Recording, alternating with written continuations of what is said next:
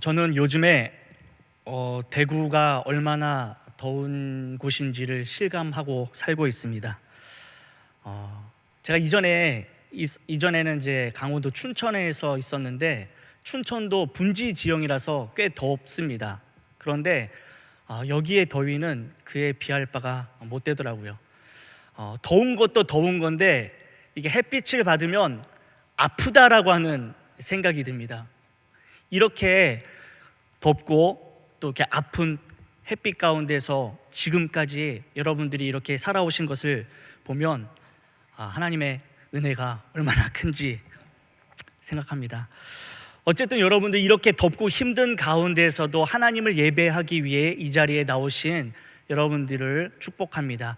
우리 옆에 있는 분들에게 인사했으면 좋겠습니다. 잘 오셨습니다. 한번 인사하겠습니다. 하이델베르크 교리문답, 오늘부터 이제 8월까지 총 5주에 걸쳐서 예수님이 가르쳐 주신 기도문에 대해서 살펴보려고 합니다. 여러분, 우리는 지금까지 하이델베르크 교리문답을 통해서 신앙의 여러 가지 내용들과 주제들에 대해서 배웠습니다. 그런데 이 교리문답의 마지막 주제가 바로 기도라고 하는 것입니다. 왜 많은 주제 가운데 기도일까요? 하이델베르크 교리문답 전체적인 구조를 살펴보면 이해할 수 있습니다. 먼저 하이델베르크 교리문답은 총 129문으로 되어 있으며 크게 네 부분으로 나눌 수 있습니다. 먼저 서문입니다. 서문은 1문과 2문으로서 교리문답의 전체 주제가 무엇인지를 밝히고 요약하고 있습니다. 나에게 진정한 위로가 무엇인가? 그것에 대해서 묻고 거기에 대해 답을 달고 있죠. 나에게 진정한 위로가 되는 것은 이 세상에 속한 것들이 아닙니다. 막강한 부와 권력, 명예와 성공을 거머쥐고 있더라도 그것은 잠깐일 뿐이며 나에게 있어 유일한 위로는 바로 우리를 모든 죄로부터 구원해 주시고 영생을 주시는 예수 그리스도십니다. 그러므로 성도가 복된 인생으로 살기 위해 반드시 알아야 할 것들이 있는데 그것은 나의 죄가 얼마나 크고 죄인의 삶이 얼마나 비참한지, 그렇게 비참한 상황에 있는 내가 어떻게 구원받을 수 있는지, 그렇게 구원을 받은 나는 우리에게 구원을 주신 하나님 앞에서 어떻게 살아야 하는지라고 하는 것입니다. 이것을 총 3부로 설명을 하죠. 1부는 3문에서 11문까지며 나의 죄와 비참함이 얼마나 큰가에 대해서 다룹니다. 아담과 하와의 타락으로 모든 인류는 죄악에 사로잡혀서 죄의 노예로 살 수밖에 없습니다. 사람은 아담의 죄의 영향을 받아서 죄악 중에 잉태하고 출생하지요. 죄인인 우리는 아무리 선을 행하려고 해도 본성이 부패하여서 선을 행할 수 없습니다. 사람은 하나님이 주신 율법을 통해 내 죄가 얼마나 크고 비참한지를 깨닫기는 하지만 그것을 온전히 지킬 수 없는 무능한 존재입니다. 사람은 자기의 능력으로 자신을 구원할 수 없으며 결국은 하나님의 진노와 심판을 받게 될 뿐이라고 하는 것이죠. 그런데 공의로우신 하나님은 죄에 대해서 무섭게 심판하시지만 또한 자비의 하나님이십니다. 그러므로 하나님은 사람들에게 죄악으로부터 해방되어 구원받을 수 있는 유일한 살 길을 제시하십니다. 그것을 바로 2부에서 다룹니다. 2부는 12문에서 85문까지로 나의 모든 죄와 비참함으로부터 어떻게 구원을 받았는가에 대해서 다루죠. 죄인된 우리의 힘과 능력으로 하나님의 의를 만족시킬 수 없기 때문에 우리를 구원하실 분이 계셔야 합니다. 그분이 바로 하나님의 독생자 예수 그리스도십니다. 그분은 참 인간인 동시에 참 하나님이십니다. 그분을 참된 믿음으로 믿어서 그분과 연합될 때 우리는 구원을 받는 것이죠. 그러면 우리가 믿어야 할 참된 믿음은 무엇입니까? 바로 복음에 약속된 모든 것인데 그것을 잘 요약한 것이 사도신경입니다. 우리는 사도신경을 통하여서 성부 하나님의 창조 사역과 성자 예수님의 구원 사역, 즉 동정녀를 통한 탄생, 십자가에 달려 죽으심, 3일 만에 부활하시며 하늘에 승천하심, 그리고 하나님의 때에 심판주로 이 세상에 오실 것에 대해서 배웠죠. 그리고 우리로 하여금 하나님의 백성답게 살도록 인도하시며 끝까지 믿음을 지킬 수 있도록 이끄시는 성령 하나님을, 그것을 믿는 것입니다. 정리하면 삼위 하나님의 존재와 삼위 하나님의 모든 사역과 우리를 향한 모든 계획들이 참 진리임을 믿는 것입니다. 이렇게 구원받은 성도는 이제 옛 죄인된 본성을 버리고 하나님의 백성으로 살아야 합니다. 그런데 구체적으로 어떻게 살아야 하는가에 대해서 다루는 것이 바로 3부이죠. 3부는 86문에서 129문까지입니다. 여기에서는 구원받은 우리가 구원을 주신 하나님께 어떻게 감사를 드려야 하는가에 대한 문제를 다루고 있습니다. 즉 구원받은 성도는 하나님께 감사하여 살아가야 하는데 86문에서 감사의 방법으로 제시하는 것이 바로 성도는 선행을 해야 한다라고 하는 것입니다. 그럼 여러분, 선행이라고 하는 것이 무엇입니까? 91문에 참된 믿음으로 하나님의 율법을 따라서 그리고 그의 영광을 위하여 행하는 것을 선행이라고 합니다 라고 하고 있습니다. 그러니까 3부에서는 선행을 두 가지로 표현하는데, 먼저는 지난 시간까지 배웠던 하나님께서 우리에게 주신 율법 10계명을 지키는 것이 선행이라고 하는 것입니다. 바로 행위를 통한 선행이죠. 10계명의 근본 정신이 무엇입니까? 하나님의 사랑과 이웃 사랑을 실천하는 것입니다. 그래서 우리는 지난 시간까지 10계명에 대해서 배웠습니다. 10계명은 우리를 올가매고 우리 자유를 제한하려고 하는 것이 아니라 하나님께서 하나님의 백성으로서 잘 살아가도록 우리에게 주신 선물입니다. 그런데 113문은 하나님께 돌아온 사람이 이 계명들을 완전히 지킬 수 있습니까? 라고 묻습니다. 그에 대한 대답은 아닙니다. 가장 거룩한 사람이라도 이 세상에 살 동안에는 이러한 순종을 겨우 시작했을 뿐입니다 라고 말합니다. 여러분, 다 지킬 수 있다는 말인가요? 아니면 지킬 수 없다는 말입니까? 우리는 다 지킬 수 없습니다. 우리는 하나님의 은혜로 예수 그리스도를 믿고 구원받아 새로운 피조물이 되었습니다. 우리의 영혼이 새롭게 변화되었죠. 그런데 우리의 육체는 여전히 이 세상에 머물러서 세상의 영향을 받고 있기 때문에 우리의 육체는 세상을 따르려고 합니다. 죄된 옛 본성이 남아있기 때문에 죄의 영향을 받아서 죄를 지을 수밖에 없다는 것입니다. 그렇기 때문에 우리는 기도가 필요한 존재일 수밖에 없습니다. 사람으로는 율법을 다 지킬 수 없습니다. 그러나 예수님께서는 율법을 만드신 분이실 뿐만 아니라 이 세상에서 모든 율법의 요구를 완벽하게 지키셨습니다.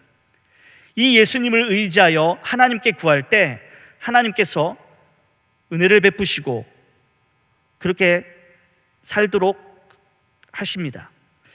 비록 하나님의 뜻대로 우리가 완전하게는 살 수 없습니다. 그렇지만 우리는 하나님의 백성답게 살아갈 수 있다라고 하는 것입니다. 그래서 하이델베르크 교리문답 전체적인 구조를 보더라도, 또한 선행이라고 하는 관점에서 생각해 보더라도 기도라고 하는 주제가 제일 마지막에 나올 수밖에 없는 것이죠. 기도는 말을 통한 선행입니다. 그런데 너무나도 감사하게도 예수님께서는 어떻게 기도하는 것이 하나님의 뜻에 합당한 바른 기도인지를 우리에게 가르쳐 주셨습니다. 바로 주기도문입니다. 그러므로 우리는 이 기도의 모범이라고 할 수 있는 예수님께서 친히 그 제자들에게 가르쳐 주신 기도에 대해서 5주에 걸쳐서 배우도록 하겠습니다. 이게 원래 8주 동안 배우는 과정인데요, 8월 달까지 마치기 위해서 5주로 우리가 이렇게 조정을 좀 했습니다. 그중 오늘은 116문부터 119문까지인데요. 왜 기도가 필요한지, 어떻게 기도하는 것이 바르게 기도하는 것인지, 우리는 무엇을 구해야 할지에 대해서 함께 생각해 보는 시간을 갖도록 하겠습니다. 본격적으로 주기도문을 살펴보기 전에 오늘 일반적인 기도와 그에 대한 바른 이해에 대해서 먼저 생각해 보도록 하겠습니다. 여러분, 기도는 우리 기독교에만 있는 것이 아니라 다른 모든 종교에도 기도가 있습니다. 심지어 신이 없다라고 말하는 무신론자들도 자신의 삶이 어렵고 힘들 때, 또는 자신의 힘으로 안 되고 누군가가 도와주기를 바랄 때 기도한다라고 하는 것이죠. 즉, 신을 믿든 믿지 않던 모든 사람들은 저마다 기도에 대한 다양한 이해가 있다는 것입니다. 이런 다양한 이해 가운데 우리가 기독교의 참된 기도에 대해서 바르게 이해하기 위해서는 기도에 대한 잘못된 오해와 그릇된 인식을 바로 잡아야 할 필요가 있습니다. 여러분, 사람들은 보통 기도를 목적으로 여기지 않고 수단으로 삼습니다. 이것이 무슨 말입니까? 기도 그 자체가 하나님을 예배하는 것이고, 기도하는 그 자체가 의미 있는 것이 아니라 기도를 통해서 자신이 원하고 바라고 소망하는 것들, 그것을 원하려고만 얻으려고만 한다라고 하는 것이죠. 마치 동전을 넣으면 원하는 것이 나오는 자판기와 같이, 또는 요술램프에 있어서 소원을 들어주는 이 지니와 같이 그렇게 기도를 생각한다라고 하는 것입니다. 이런 기도에 대한 태도와 인식은 참된 기도, 올바른 기도가 아니라 기도에 대한 오해를 갖도록 합니다. 기도 그 자체가 목적이 아닌 기도 응답이 목적이 되는 것이죠. 기도하는 사람들의 초점이 바로 응답, 내 소원이 이루어졌는가 그렇지 않은가에 맞추어지게 되는 것입니다. 여러분, 이렇게 초점이 응답에 맞추어지게 되면 어떤 문제가 생길까요? 사람들은 이 기도에 대해서 어떻게 생각할까요? 첫째, 정성을 다해야 된다고 생각하죠. 하나님께 응답을 받으려면 하나님의 마음을 감동시켜야 합니다. 그러므로 기도하는 자들은 있는 힘껏 정성을 다해 열심히 기도합니다. 우리 옛말에 지성이면 감천이다라는 말이 있습니다. 정성을 다해 기도하면 하늘도 감동한다라고 하는 뜻이죠. 하나님께 드리는 기도를 마치 이렇게 생각한다라고 하는 것입니다. 이는 전형적으로 이방 종교인들이 가지고 있는 기도에 대한 생각입니다. 둘째로, 주문을 외우는 것 같이 생각합니다. 이는 이방인처럼 중언부언하며 기도하는 것을 말합니다. 중언부언이라고 하는 말은 같은 말을 계속해서 반복하거나 이미 한 말을 자꾸 되풀이하는 것, 또는 생각 없이 중얼거리는 것을 말합니다. 수리수리 마수리, 옴마니 밤매 훔이라는 말들을 계속 반복하는 것이죠. 또는 천주교에서 이 묵주를 가지고 기도할 때 성모송을 반복적으로 외우는 것과 같습니다.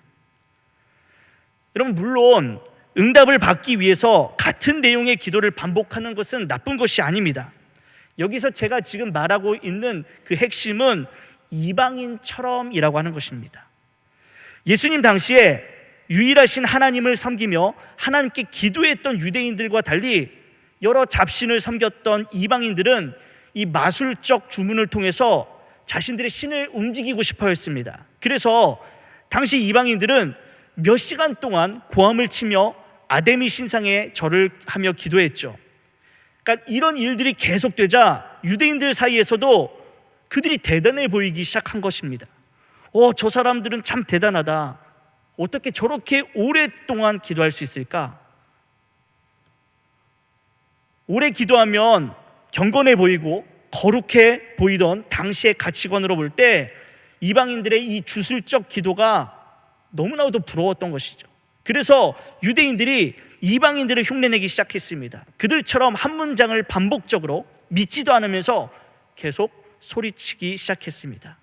그러니까 그것을 기도라고 오해한 것입니다. 예수님은 이것을 질책하시며 이방인의 이러한 기도를 중언부언하는 것이다 라고 말씀하신 것입니다. 오늘날로 따지면요, 하나님에 대한 어떠한 기대와 믿음도 없이, 아무 생각도 없이 습관적으로 하나님께서 들어주실 것이라고 하는 어떠한 확신도 없이 기도하는 것입니다. 또는 우리가 흔히 많이 저지르는 그 잘못 중에 하나가, 예배가 끝났을 때 주기도문을 하죠. 예배가 끝났으니 어떻게 합니까? 주기도문을 하는데 정말 하나님께 감사하면서 기도하는 것이 아니라 그저 습관처럼 주기도문을 외운다라고 하는 것이죠. 그것도 바로 여기에 포함될 수 있다라고 하는 것입니다. 셋째로, 기도를 통해서 하나님을 내 뜻대로 조종하려고 합니다. 기도 응답을 받으려고 하나님을 설득하는 거죠. 간청이라고 하죠. 여러분, 우리는 죄인이기 때문에 어떻게 사는 것이 하나님을 기쁘시게 할 수 있는지를 판단할 수 없고 하나님의 뜻대로 살 수 있는 능력도 없습니다. 그러니까 기독교 기도의 본질은 사실 기도를 통해 하나님이 내게 원하시는 삶이 무엇인지를 알고 그 뜻에 순종하며 살기 위해 기도하는 겁니다. 그런데 기도 응답을 받기 위해서 하나님을 내 뜻대로 조종하려고 하는 것입니다. 말로 계속해서 고집부리며 설득하지요. 그러다가 설득이 통하지 않으면 이제는 하나님을 협박합니다. 하나님이 살아계시다면 왜 내 기도에 응답해 주지 않습니까? 그리고 상처받죠. 여러분, 지금까지는 기도에 응답의 목적이 있는 기도가 사람들로 하여금 어떤 오해를 갖게 하는지를 살펴보았습니다. 그러면 예수님께서는 하나님께서 받지 않으시는 이 잘못된 기도에 대해 어떻게 가르치셨을까요? 우리 마태복음 6장 5절의 말씀을 보겠습니다. 또 너희는 기도할 때에 외식하는 자와 같이 하지 말라. 그들은 사람에게 보이려고 큰 회당과 큰 거리 어귀에 서서 기도하기를 좋아하느니라. 내가 진실로 너희에게 이르노니 그들은 자기 상을 이미 받았느니라. 외식하는 기도, 바리새인들의 기도는 사람에게 보이려는 기도였다라고 하는 것이죠. 사람에게 보이려고 하는 기도는 크게 두 부분으로 생각해 볼 수 있습니다. 첫 번째로는 사람에게 인정을 받기 위해 기도하는 것입니다. 그리고 두 번째로는 사람을 가르치려고 기도하는 것입니다. 그런데 이 둘의 공통점은 바로 기도를 받으시는 분이 하나님이시라는 데 초점이 맞추어진 것이 아니라 그 기도를 듣는 사람들을 의식하고 있다라고 하는 것이죠. 당시 바리새인들은 사람에게 보이려고 회당과 큰 거리에서 두 손 높이 들고 기도했습니다. 누가복음 18장 11절과 12절을 보면 그들의 기도 내용이 나오죠. 바리새인은 서서 따로 기도하여 이르되 하나님이여, 나는 다른 사람들 곧 토색, 불의, 간음을 하는 자들과 같지 아니하고 이 세례와도 같지 아니함을 감사하나이다. 나는 일해에 2번씩 금식하고 또 소득의 11조를 드리나이다 하고. 바리새인은 사람들에게 저 사람 거룩하다, 경건하다, 믿음이 좋다 라고 칭찬받고 인정하기 위해서 기도했다라고 하는 것입니다. 그 기도의 내용도 무엇입니까? 바로 자기 자랑이었죠. 예수님은 이런 그들의 기도에 그들은 자기의 상을 이미 다 받았다라고 말씀하십니다. 여러분, 우리가 드리는 기도의 대상은 오직 하나님이십니다. 하나님께서 들으셔야 합니다. 그런데 때로는 우리도 사람들을 의식해서 기도할 때가 많이 있죠. 특히 어떤 때 이런 일이 생기냐면 대표 기도할 때 이런 일이 생길 수 있다라고 하는 것입니다. 많은 청중들이 듣고 있지만 오직 하나님을 생각하며 기도해야 합니다. 그런데 자칫 잘못하면 내가 얼마나 기도를 멋있게 잘 하는지, 얼마나 거룩하고 믿음 있는 사람처럼 보여질 수 있는지 이 자신을 자랑하는 기도가 될 수도 있다라고 하는 것이죠. 뿐만 아니라 이 대표 기도 중에 어떤 분들은 기도를 통해서 설교를 하기도 합니다. 그래서 사람들을 가르치려고 하죠. 내 뜻이 하나님의 뜻인 것처럼 기도라고 하는 것을 포장으로 이 설교를 하려고 한다라고 하는 것입니다. 또한 다른 사람들을 의식해서 다른 사람이 듣도록 기도하기도 합니다.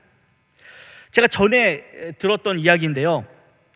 어떤 교역자가 모 교회에서 이제 사역을 하는데 그 교회 이제 사례비가 터무니없이 적었던 것 같습니다. 그래서 생활이 어려워졌습니다. 그래서 이제 새벽에 기도하는데 그 교회에 제법 부유하게 사시는 장로님, 권사님 이 뒤쪽에 앉아서 그렇게 기도했다고 합니다. 하나님, 사례비가 부족합니다. 생활이 어렵습니다. 불쌍히 여겨 주옵소서. 저에게 까마귀를 보내주시옵소서. 여러분, 이것은 누가 들으라고 기도하는 것입니까? 하나님 들으라고 기도하는 것입니까? 아니면 장로님, 권사님 들으라고 기도하는 것입니까? 주의하지 않으면 하나님이 아니라 사람을 의식하여 기도가 될 수 있다라고 하는 것입니다. 이는 올바른 기도라고 할 수 없습니다. 우리의 기도의 대상은 오직 삼위일체 하나님뿐이시다라고 하는 것을 반드시 기억해야 할 것입니다. 이제 교리문답에 대해서 살펴보겠습니다. 116문입니다. 그리스도인에게 왜 기도가 필요합니까? 기도는 하나님께서 우리에게 요구하시는 감사의 가장 중요한 부분이며, 또한 하나님께서는 그의 은혜와 성신을 오직 탄식하는 마음으로 쉬지 않고 구하고 그것에 대해 감사하는 사람에게만 주시기 때문입니다. 116문은 그리스도인에게 왜 기도가 필요한지를 묻습니다. 이는 그리스도인에게 기도가 자신의 마음 내키는 대로 해도 되고 안 해도 되는 자신의 의지대로 선택할 수 있는 것이 아니라 반드시 해야만 하는 필수적인 요소라고 하는 것이죠. 그러면 여러분, 왜 기도해야 합니까? 이에 대한 첫째 답은 기도는 감사의 중요한 부분이라고 하는 것이죠. 어떤 성도들은 기도의 오해에 대해서 제가 위에서 이미 말씀드렸듯이 자기가 원하는 것에 응답받는 간구, 그러니까 소원을 비는 행위로만 알고 있는 사람들이 있습니다. 반면에 어떤 성도들은요, 기도에 대해 생각할 때 기도하면 좋지, 하지만 안 해도 크게 상관없다라고 생각하는 사람도 있다라고 하는 것이죠. 왜냐하면 하나님은 우리의 기도와 상관없이 하나님의 기뻐하시는 뜻대로 행하시는 분이시기 때문에 이 기도의 필요성을 느끼지 못하는 것입니다. 실제로 기도하지 않는 성도들은 기도를 하든지 하지 않든지 이 별다른 삶의 차이를 느끼지 못한다라고 하는 것이죠. 이와 같은 것들은 바로 기도에 대해 편협한 일부분만 생각하는 것입니다. 그러나 기도는 간구뿐만 아니라 바로 감사라고 하는 요소를 가지고 있습니다. 이 감사라는 측면에서 볼 때 기도는 성도의 삶에 없어서는 안 될 필수적인 요소라고 하는 것이죠. 여러분, 우리가 어떻게 구원을 받았습니까? 죽을 수밖에 없는 우리를 살리시기 위해 하나님께서는 독생자 예수 그리스도를 십자가에 달려 죽게 하셨습니다. 자신의 아들을 희생시키면서 바로 우리를 죄와 비참에서 구원하셨다라고 하는 것입니다. 거기에 우리의 무슨 공로가 있습니까? 없습니다. 아무것도 없죠. 전적인 하나님의 선택으로 세상 그 어떤 것과도 바꿀 수 없는 이 고귀한 생명을 공짜로 얻었습니다. 그러므로 어찌 우리가 하나님께 감사하지 않을 수 있겠습니까? 그러므로 하나님은 감사하는데 가장 중요한 방법으로 이 기도를 우리에게 제시해 주시고 계시고 우리에게 기도를 요구하시는 것입니다. 그리고요, 바로 이 기도는 마음의 표현입니다. 감사하며 기도하면 하나님은 인격적인 분이시기 때문에 그 감사의 기도를 받으시고 응답해 주시죠. 즉 이것은 기도를 통해 하나님께서 우리를 교제의 자리로 초청해 주시는 것입니다. 그러니까 기도라고 하는 것은요, 단순히 응답을 요구하는 그런 내 소원을 비는 행위일 뿐만 아니라 바로 이것 자체가 하나님과 깊은 교제 가운데에 들어가는 것입니다. 그러므로 기도는 하나님과 교제할 수 있는 통로가 되는 것입니다. 하나님께 왜 기도해야 하는지 두 번째 답은요, 하나님께서 그의 은혜와 성령을 주시기 때문이라고 합니다. 우리는 죄인이기 때문에 십계명을 온전히 지킬 수가 없고 하나님께서 원하시는 대로 완전하게 살 수 없다라고 배웠습니다. 그러므로 그렇게 살 수 없으니 내 마음에는 탄식의 마음이 생길 뿐입니다. 아, 어떻게 하지? 내가 이렇게 살아서는 안 되는데 하며 탄식으로 괴롭습니다. 그러니까 말씀에 순종하고 살고 싶은데 그렇게 되지 않고 죄를 지을 뿐이라고 하는 것이죠. 그러므로 이를 극복하려면 바로 하나님의 은혜와 성령님이 필요한 것입니다. 그런데 누가 그것을 받을 수 있느냐? 바로 기도하는 자가 받을 수 있다라고 하는 것입니다. 우리가 살면서 자기의 노력을 통해 얻을 수 있는 것은 많이 있습니다. 예를 들어서 악기를 잘 다루거나 운동을 잘 하기 위해서는 어떻게 해야 될까요? 네, 열심히 연습하면 되죠. 또 공부를 잘 하려면 어떻게 해야 됩니까? 열심히 공부하면 됩니다.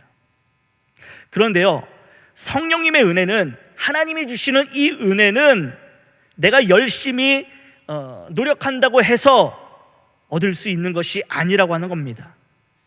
열심히 연습한다고 얻을 수 있는 것이 아닙니다. 성령님의 은혜는 오직 하나님께 속한 것이기 때문에 하나님께 구하는 자만이 얻을 수 있는 것이죠. 그런데 여기서 한 가지 짚고 넘어가야 할 것이 있는데요, 하나님은 우리가 기도했기 때문에 그 값으로 우리에게 성령의 은혜를 주시는 분이 아니라고 하는 것입니다. 즉, 하나님은 기도하는 자에게만 성령의 은혜를 주시지만 기도하기 때문에 자동적으로 성령의 은혜를 주시는 것이 아닙니다. 이 교리문답의 단문을 보면요, 그의 은혜와 성신을 이라고 하는 문장에 이 세 가지 동사가 포함되는 것을 볼 수 있습니다. 첫 번째는 구하다라고 하는 동사이고요, 두 번째는 감사하다라고 하는 동사, 그리고 세 번째는 주신다라고 하는 동사입니다. 여러분, 구하고 행동하고 준다라고 하는 것은 무엇입니까? 서로 소통하는 겁니다. 소통하는 것. 나는 구하고 행동합니다. 그러니까 하나님께서는 그것을 받으시고 주신다라고 하는 것이죠. 이는 관계적인 용어, 인격적인 용어입니다. 그러므로 하나님과의 친밀한 교제 안에서 하나님의 기쁘신 뜻대로 기도하는 우리에게 하나님께서 은혜와 성령님을 주시는 것입니다. 117문입니다. 하나님께서 기뻐하시고 들으시는 기도는 어떠한 것입니까? 첫째, 그의 말씀에서 자신을 계시하신 유일하신 참 하나님에게만 그가 우리에게 구하라고 명하신 모든 것을 마음을 다하여 기도합니다. 둘째, 우리 자신의 부족과 비참함을 똑바로 철저히 깨달아 그의 어미 앞에 겸손히 구합니다. 셋째, 비록 우리는 받을 자격이 없는 자들이지만 하나님께서 그의 말씀에 약속하신 대로 우리 주 그리스도 때문에 우리의 기도를 분명히 들어주신다는 확실한 근거를 우리는 가지고 있습니다. 여러분, 이 117문은요, 어떻게 기도해야 하는가라고 하면서 이 기도의 태도와 방식에 대해 묻습니다. 크게 세 가지로 요약할 수 있죠. 첫째, 유일하신 참 하나님께 마음을 다해서 기도해야 한다라고 하는 것입니다. 여기서 핵심은 마음을 다하여입니다. 마음에서 나오지 않는 기도는 외식입니다. 이런 외식은 하나님께서 받지 않으실 뿐만 아니라 싫어하시죠. 성경에서 시편을 보면요, 이 시편 기자들에게 하나님의 마음이 얼마나 가득 차 있는지를 우리는 볼 수 있습니다. 이 구절 구절이 진심에서 우러나오는 간구와 감사와 탄식으로 가득 차 있다라고 하는 것입니다. 그래서 시편 51편 17절에 하나님께서 구하시는 제사는 상한 심령이라, 하나님이여 상하고 통회하는 마음을 주께서 멸시하지 아니하시리이다 라고 합니다. 하나님은 번제를 원하시는 것이 아니라 상한 그 마음 그대로, 있는 그대로를 원하신다라고 하는 것입니다. 그러므로 기도하는 자들은 마음을 다해서 그 상한 심령 그대로를 가지고 하나님께 나아가야 하는 것이죠. 두 번째로 겸손하게 구해야 합니다. 이것은 기도하는 자의 태도가 어떠해야 하는지를 말씀하죠. 만약 우리가 크신 하나님께 감사하며 기도하게 되면 우리는 하나님이 얼마나 높으신 분이신지, 그가 얼마나 영광스러운 분이신지를 깨닫게 됩니다. 그러면 그런 놀라운 하나님의 모습을 깨닫고 나면 무엇이 보입니까? 내가 얼마나 부족하고 연약한지, 얼마나 비참하고 보잘것없는 작은 존재인지를 비로소 보게 된다라고 하는 것이죠. 우리는 하나님의 은혜로 구원받은 백성입니다. 그러나 아무리 그러할지라도 하나님의 영광 앞에서는 누구도 떳떳할 수가 없는 것입니다. 그러므로 성도는 겸손할 수밖에 없습니다. 우리가 부족하고 연약하기 때문에 하나님께 간절히 구할 수밖에 없다라고 하는 것이죠. 자신의 비참함을 모르는 사람은 하나님의 은혜에 별 관심도 없고 그 은혜가 필요 없습니다. 그 대표적인 예가 바로 바리새인이었죠. 그들은 자신의 의로 가득 차 있었기 때문에 아쉬운 것이 하나도 없었습니다. 그러니까 그들에게 있어서 기도는 그저 자신의 경건함을 보여주는 수단일 뿐이었다라고 하는 것입니다. 여러분, 우리는 하나님께 구하되 겸손하게 구해야 합니다. 마지막으로 확신을 가지고 기도해야 합니다.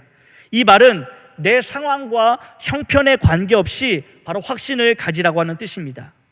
내 기도가 내 생각과 내 뜻이 아닌 말씀에 근거하여 바르게 드린 기도라면 하나님께서는 반드시 응답해 주십니다. 많은 성도들이 건성으로 기도하는 이유 중에 하나가 하나님께서 자신의 기도를 들으시고 응답해 주실 것이라고 하는 그런 확신이 없기 때문입니다. 그러나 여러분, 이것을 기억해야 합니다. 유일하시고 참되신 하나님께서 우리 기도를 들어주시는 이유는 오직 우리 주 예수 그리스도 때문입니다. 예수님을 통해서만 우리의 기도가 하나님 앞에 드려지는 것입니다.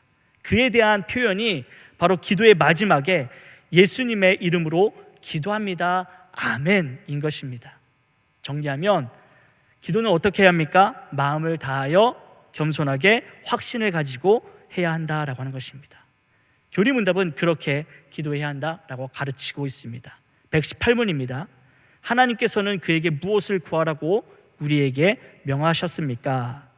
영혼과 몸에 필요한 모든 것인데 그리스도 우리 주께서 친히 가르쳐 주신 기도에 그것들이 다 담겨 있습니다. 118문은 우리가 무엇을 구해야 하는가에 대해 묻습니다. 이에 대한 답은 몸과 영혼에 대한 필요한 모든 것이죠. 여기서 기억해야 될 것은 아무 것이나 다 구하면 되는 것이 아니라 바로 주님께서 구하라고 명하신 것만 구할 수 있다는 것입니다. 여러분, 이것이 바로 참된 종교와 거짓된 종교의 중요한 차이점입니다. 참된 종교는 구할 것을 친히 하나님께서 가르쳐 주시지만 거짓된 종교는 그런 지침이 없이 그저 욕망에 따라 자신들이 원하는 희망사항을 구하게 할 뿐이라고 하는 것이죠. 그러므로 우리는 우리가 구하는 것이 하나님의 말씀에 근거한 것인지를 잘 살펴야 합니다. 그렇지 않으면 이방인 종교인들과 같이 아무 것이나 생각나는 대로 구하게 될 것입니다. 그리고 우리에게 정말 필요한 것이 무엇인지를 살펴보고 필요에 따라 구해야 할 것입니다. 여러분, 우리가 매일 이렇게 기도합니다. 그 구하는 것들을 잘 들어보면요, 하나님 공부 잘하게 해주십시오. 하나님 돈 많이 벌게 해주십시오. 우리 가정이 어떻게 되게 해주십시오. 우리 자녀가 잘 되게 해주십시오. 대부분 우리의 기도가 이렇다라고 하는 것이죠. 사실 이 모든 것들은 필요한 기도입니다. 그런데 진짜 필요한 것을 구별하라고 하는 것이죠. 그것을 어떻게 구별할 수 있을까요? 바로 주기도문, 예수님께서 가르쳐 주신 기도문을 통해서 우리가 그것을 구별할 수 있다는 것입니다. 주기도문을 통해서 우리가 구해야 할 것은 무엇인지, 또 우리에게 부족한 것은 무엇이 있는지를 알 수 있다라고 하는 것이죠. 또한 우리는 우리의 영혼에도 필요하고 우리의 몸에도 필요한 것을 구해야 합니다. 몸만 강조하는 이 세속적인 기도가 있는데 이것은 내가 필요한 것만 구하는 것이죠. 반면에 영혼만 강조하게 되면 우리의 기도가 신비적으로 빠질 수밖에 없습니다. 이는 내 몸은 안 돌보고 그냥 영적인 것에 취해가지고 사는 것이죠. 여러분, 이 두 가지는 다 한 곳에 치우친 것은 올바른 기도가 아닙니다. 여기에는 균형이 필요합니다. 몸을 구하는 기도는 일용할 양식을 구하는 것이고, 영혼을 위해서 구하는 것은 물론 여러 가지가 있겠지만 요약하면 우리가 드려야 할 바른 기도는 은혜를 구하고 성령님을 구하는 것이라고 말할 수 있습니다. 이에 좀 더 구체적인 것은 다음 시간에 배우도록 할 것입니다. 이제 말씀을 맺겠습니다. 우리는 오늘 기도에 대해서 배웠습니다. 기도의 본질은 하나님과의 친밀한 관계 안에서 이루어지는 교제로 내 뜻이 아닌 하나님의 뜻대로 순종하며 사는 것입니다. 기도는 해도 되고 안 해도 되는 것이 아닌 반드시 해야 할 하나님의 명령으로 우리를 구원해 주신 그 은혜에 감사하는 것입니다. 그러므로 기도에 힘쓰므로 하나님께 감사의 마음을 표현하시는 우리 모든 성도님들이 다 되시기를 축원합니다.